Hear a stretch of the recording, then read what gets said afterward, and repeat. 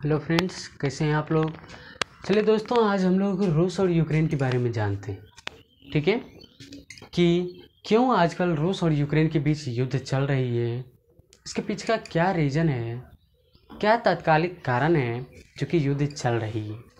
ठीक है, चलिए इस टॉपिक में हम रूस और यूक्रेन के बीच और उससे रिलेटेड इम्पोर्टेंट पॉइंट्स जानेंगे। ठीक है, देखते हैं। देखिए, पहली बात तो ये हुआ कि रूस और यूक्रेन की जो ये बीच युद्ध चल रही है, उसके बीच का जो तात्कालिक कारण है वो है नाटो की संस्था। क्या है?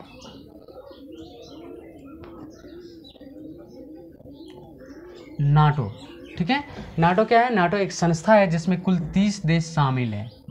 कितने देश शामिल है? कुल 30 देश शामिल है। यूक्रेन चाहता है कि मैं नाटो में सम्मिलित हो जाऊं। क्यों चाहता है? क्योंकि वह जानता है कि मेरे जो पड़ोसी देश हैं, रसिया या फिर रूस, ठीक है, वो अगर कभी भी मेरे ऊपर हावी हो जाते हैं तो मैं अकेला उसका सामना नहीं कर सकता हूं। ठीक है, इसलिए वह नाटो में सम्मिलित होना चाहता है। लेकिन रूस क्या कहता है कि तुम मेरे पड़ोसी देश हो और तुम जानते हो कि नाटो की संस्था और नाटो में जो देश शामिल है, अमेरिका, भूटान, एस्टोनिया इत्यादि मेरे दुश्मन रहे हैं। ये जानते हुए भी तुम नाटो में सम्मिलित होना चाहते हो। ठीक है, यहाँ पे देख लीजिए आप लोग।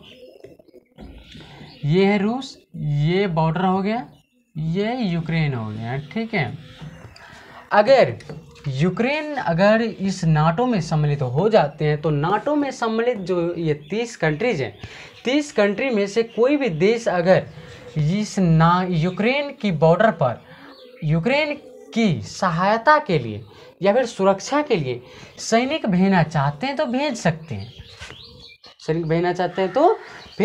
कोई दिक्कत नहीं है। लेकिन दिक्कत यहाँ पे पड़ रहा है ना, रूस को पड़ रहा है ना। अगर अमेरिका को पहले से रूस से दुश्मनी है, अमेरिका और रूस की दुश्मनी जानने के लिए हमको कुछ दिन पहले पीछे जाना पड़ता है। देख लीजिए, पीछे चले जाते हैं, कोई दिक्कत नहीं है। 1 मिनट टाइम एक्स्ट्रा लगेगा बस। देखिए, सेकेंड वर्ल्ड वार 1939 से 45 तक चला था। ठीक है, सेकेंड वर्ल्ड वार के ख़त्म होते ही वर्ल्ड में 2 महाशक्ति के रूप में उभर कर आए। 2 देश महाशक्ति के रूप में उभर कर आए। पहला ये था USA माना अमेरिका, और दूसरा ये था USSR माना सोवियत संघ। ठीक है, देखिए 1945 के बाद जो ये 2 राष्ट्र उभर कर आई, इन दोनों के बीच शीत युद्ध आरंभ हो गया। कौन सा युद्ध आरंभ हो गया? शीत युद्ध, जो कि कब से कब तक चला? 1945 से लेकर 1991 तक। ठीक है, आप लोग को ये जान के हैरानी होगी कि इसका नाम तो इन दोनों के बीच जो चल रही थी, इसका नाम तो है शीत युद्ध, लेकिन ये वास्तव में युद्ध नहीं चल रहा था, बल्कि ये दोनों देशों के बीच मनमुटाव था। ठीक है, चलिए, इन दोनों देशों के बीच जो ये शीत युद्ध चल रही थी, इसका परिणाम ये निकला कि वर्ष 1991 में सोवियत संघ का विघटन हो गया। सोवियत संघ का क्या हो गया? विघटन हो गया। ठीक है, जब सोवियत संघ का विघटन हुआ 1991 में, तब सोवियत संघ से कुल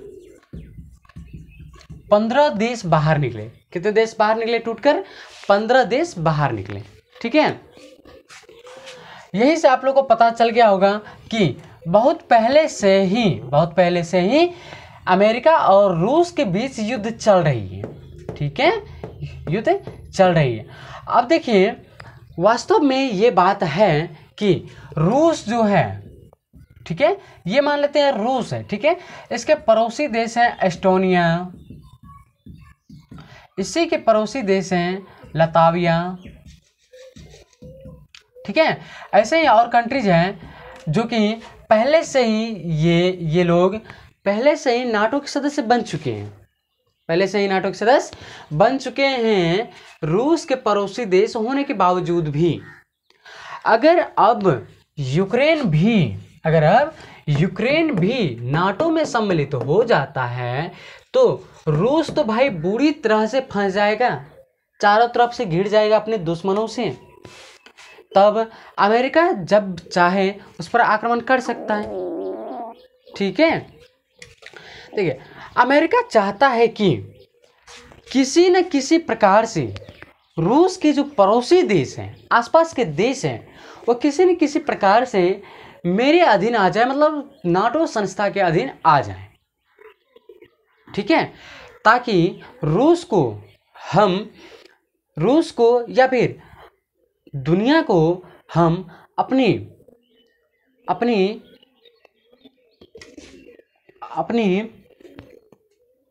अधीन में रखें, ठीक है, अपने अधीन में रखें। इसलिए अमेरिका हर संभव ये प्रयास करता है कि जितने सारे देश हो सके वह नाटो में सम्मिलित हो जाए, ठीक है। अब देखिए, अगर सोचने वाली बात है कि अगर यूक्रेन भी नाटो में सम्मिलित हो जाते हैं तो रूस तो बुरी तरह से फंस जाते हैं। अब देखिए, अपनी जान बचाने के लिए तो लोग आजकल दूसरों की जान ले लेते हैं, क्या सही बात है ना, दूसरों की जान ले लेते हैं। वही यहाँ पे किया यूक्रेन रूस जो है, ठीक है, यूक्रेन को नाटो में जाने से मना किया, ठीक है, नाटो में जाने से मना किया। क्यों किया आप लोग को बता दिए, ठीक है, बता दिए। अब देखिए, सीधी से अगर एक लाइन में समझना है तो इस युद्ध के बारे में ये समझते हैं कि यूक्रेन जानता है कि अगर कभी भी रसिया अर्थात रूस मेरे ऊपर हावी होता है तो मैं अकेला उसका सामना नहीं कर पाऊंगा, ठीक है। जबकि रूस का इसके विपरीतार्थक सोच है कि अगर यूक्रेन नाटो में सम्मिलित हो जाते हैं, अगर यूक्रेन नाटो में सम्मिलित हो जाते हैं तो मैं बुरी तरह से घिर जाऊंगा और मेरे जो दुश्मन है नाटो की संस्था अर्थात अमेरिका, भूटान इत्यादि कंट्रीज, वह मेरे ऊपर हावी हो जाएगा। जब मेरे ऊपर हावी हो जाएगा इतने सारे देश तो मैं अकेला सामना तो नहीं कर पाऊंगा। इसलिए रूस यूक्रेन को नाटो में सम्मिलित नहीं होने दे रहे हैं, ठीक है। सीधी सी भाषा में बस इतनी सी बात समझना है, ठीक है। चलिए आगे आप लोग के लिए इसी से रिलेटेड वीडियो बनाएंगे। तब तक के लिए थैंक्स।